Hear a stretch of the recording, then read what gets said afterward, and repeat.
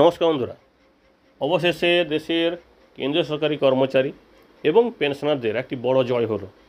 দেশের শীর্ষ আদালত সুপ্রিম কোর্টের রায়ের পরিপ্রেক্ষিতে কেন্দ্র সরকারের পক্ষ থেকে একটি নতুন বিজ্ঞপ্তি প্রকাশ করা হয়েছে 20 মে 2025 এবং সেখানে নতুন বিজ্ঞপ্তি অনুযায়ী কেন্দ্রীয় সরকারি পেনশনারদের এবার পেনশন অনেকেরই বাড়তে চলেছে এবং সেই সঙ্গে যে সমস্ত কর্মচারী অবসর নেবেন এই রায়ের ফলে তাদের কিন্তু অনেকের পেনশন পরিমাণ বাড়তে চলেছে। তো কী শর্তে কী কারণে সেই বিষয়টি অবশ্যই আলোচনা করব। তবে হ্যাঁ, এই যে বিজ্ঞপ্তি প্রকাশ করা হয়েছে সেখানে পেনশনারদের দাবি সম্পূর্ণ কিন্তু মানা হয়নি।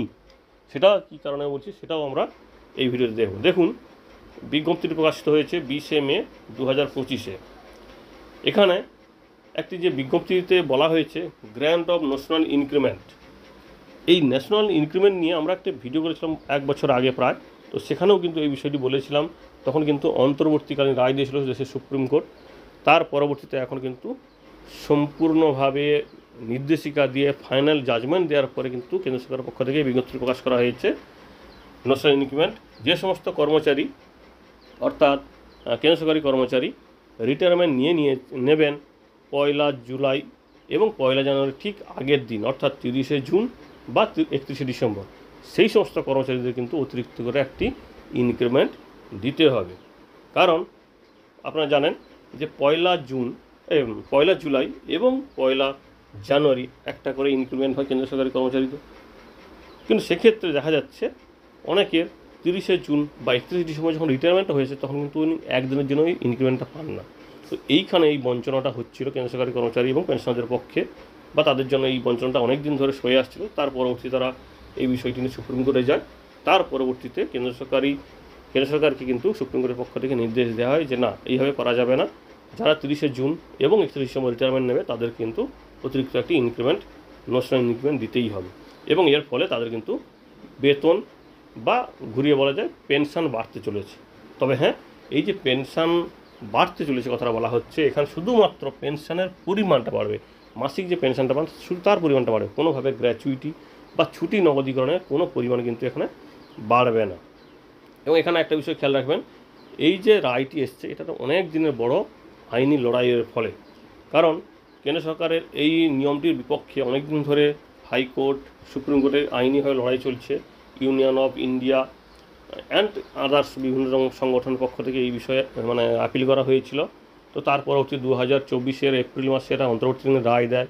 কিন্তু কেন্দ্র সরকারের পক্ষ থেকে ডিসেম্বরে এটার বিরুদ্ধে রিভিউ পিটিশন জারি করে অ্যাপিল করে।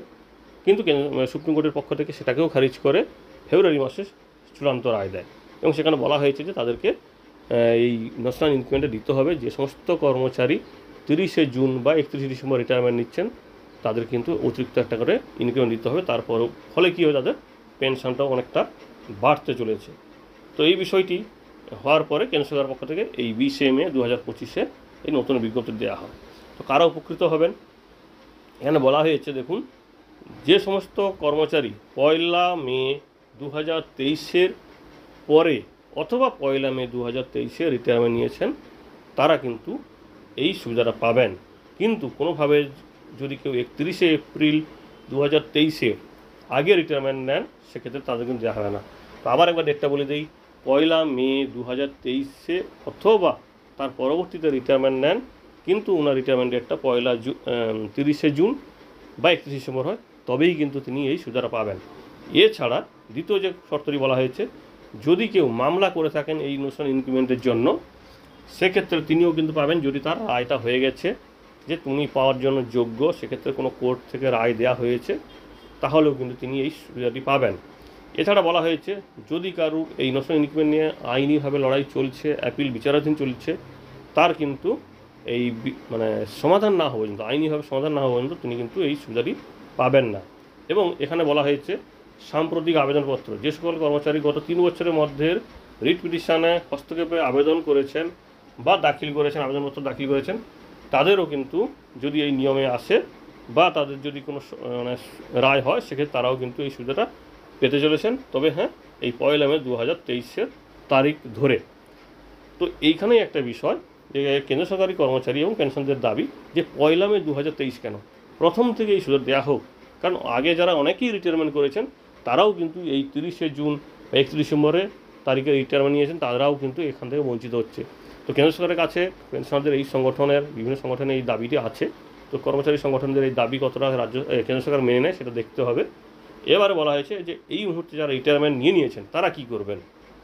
বলা হয়েছে আগে দেখুন, আপনাকে চেক করতে হবে যে আপনার 30শে জুন বা 31 ডিসেম্বর রিটায়ারমেন্ট হয়েছে নাকি, এবং আপনি 1 মে 2023 পর রিটায়ারমেন্ট নিয়েছেন নাকি, অথবা আপনার কোনো কেস টেস্ট চলছিল নাকি বা কেসে কোনো ফয়সলা হয়েছে নাকি সেটাও আপনি দেখবেন, বা কোনোভাবে আপনি আবেদন করেছিলেন সেই আবেদন আপনার পক্ষে গেছে, এই রকম বিষয়গুলো আপনাকে দেখতে বলা হয়েছে। আপনার মন্ত্রক বা আপনার যে বিভাগ সেখানে যোগাযোগ করতে বলা হয়েছে।